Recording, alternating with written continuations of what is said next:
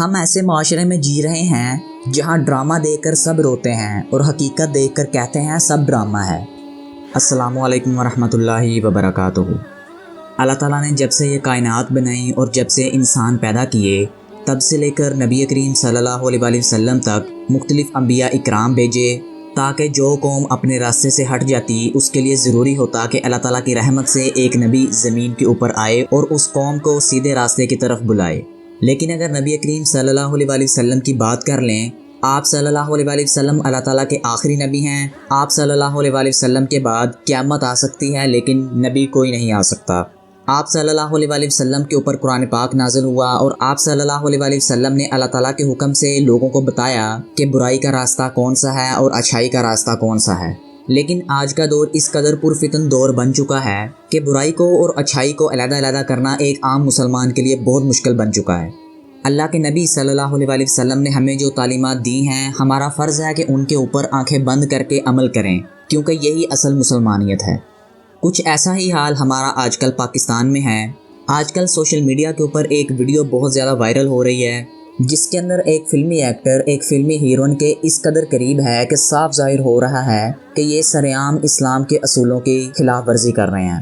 یہ فحاشی کا کام کوئی پہلی دفعہ نہیں ہوا۔ اللہ تعالیٰ نے قرآن مجید میں فرمایا کہ جو لوگ یہ چاہتے ہیں کہ مسلمانوں کے اندر فحاشی کو عام کیا جائے، اللہ تعالیٰ نے ان کے لیے بڑا دردناک عذاب تیار کر رکھا ہے۔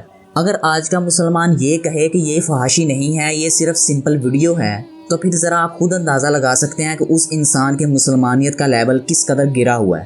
اسلام کے اندر تو ایک مرد کو نامحرم عورت کو چھونے کی تو بہت دور کی بات، دیکھنے سے بھی منع فرمایا ہے کہ اگر تمہیں پتہ چل جائے کہ سامنے کوئی نامحرم عورت آ رہی ہے جسے تم نہیں جانتے تو اپنی نگاہ نیچے کر لو۔ جو میل اور فیمیل کو یہ بتا رہی ہے کہ آپ ایک دوسرے کے ساتھ ایسے رہ سکتے ہیں، اس قدر ایک دوسرے کے قریب جا سکتے ہیں۔ ہم ایسے معاشرے میں جی رہے ہیں جہاں ڈرامہ دیکھ کر سب روتے ہیں اور حقیقت دیکھ کر کہتے ہیں سب ڈرامہ ہے۔ اللہ کے نبی صلی اللہ علیہ وسلم نے فرمایا کہ اگر تمہارے سروں کے اندر میکھیں بھی چبا دی جائیں تو یہ اس سے زیادہ بہتر ہے کہ تم کسی نامحرم عورت کو چھو۔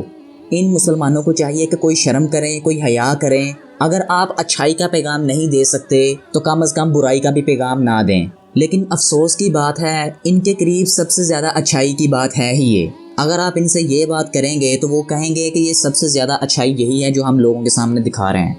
اگر اسی طرح کے کام ہمارے ملک پاکستان میں ہوتے رہے اور ہماری حکومت چپ چاپ یہ تماشا دیکھتی رہی تو عنقریب اس ریاست کا اور اس قوم کا حال بہت برا ہونے والا ہے، کیونکہ جو انسان اللہ تعالیٰ کے نظام کی خلاف ورزی کرتا ہے، اللہ تعالیٰ نہ اس کو دنیا کا چھوڑتا ہے اور نہ اس کو آخرت کا چھوڑتا ہے۔ اس کو اللہ تعالیٰ آنے والے لوگوں کے لیے عبرت کا نشان بنا دیتے ہیں۔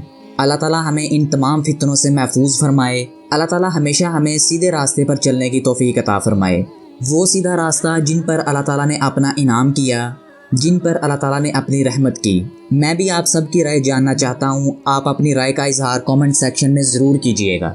اپنا اور اپنے پیاروں کا بہت سارا خیال رکھیے گا۔ میں ملوں گا آپ سے نیکسٹ ویڈیو میں، تب تک کے لیے اللہ حافظ۔